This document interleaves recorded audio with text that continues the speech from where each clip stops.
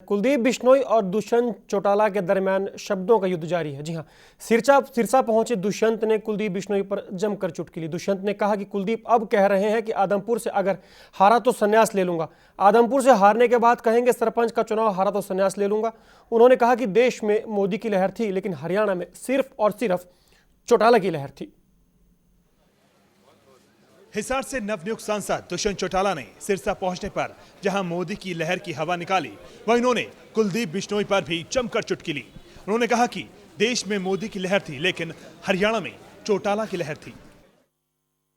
दुष्यंत ने कुलदीप बिश्नोई के आदमपुर में चुनाव हारने पर राजनीति से संन्यास लेने वाले बयान पर पलटवार करते हुए कहा कि कुलदीप बिश्नोई का कोई स्टैंड नहीं है। विधानसभा चुनाव में आदमपुर हारने के बाद कुलदीप कहेंगे कि सरपंच के चुनाव में हारने के बाद राजनीति छोड़ देंगे। तो पहले उनसे पूछना चाहता हूँ वो अपने कौन से बयान पे टिकेंगे।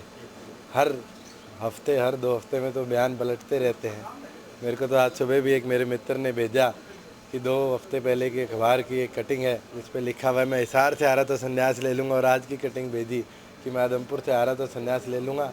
और जब वो आदमपुर से हार जाएंगे तो मेरे को लगता है वो लिखेंगे कि अगर मोहम्मदपुर रोही से सरपंच ही आ रहा तो मैं संन्यास ले लूँगा। तो कहीं ना कहीं इंडियन नेशनल लोकदल के कार्यकर्ता तैयार हैं, और मैं उनको बोलता हूँ चौटाला परिवार नहीं, हमारा एक छोटा सा कार्यकर्ता भी आपको आदमपुर से हराने का काम करे।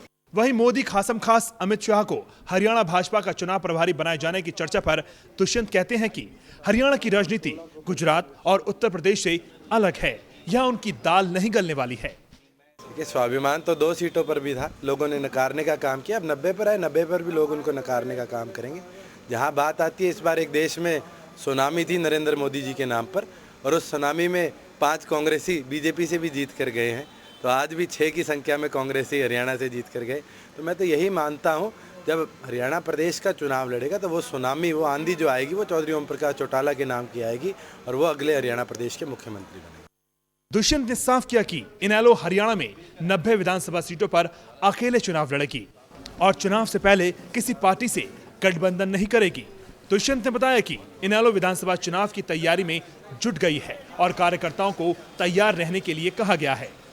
सिरसा से सतनाम की report, day and night news. खबरों की दुनिया में आइए, हमारे साथ कहीं भी और कभी भी जुड़िए। हम मिलेंगे फेसबुक पर, हम दिखेंगे यूट्यूब पर, हमें फॉलो कीजिए ट्विटर पर। खबरों के साथ बने रहिए रात दिन।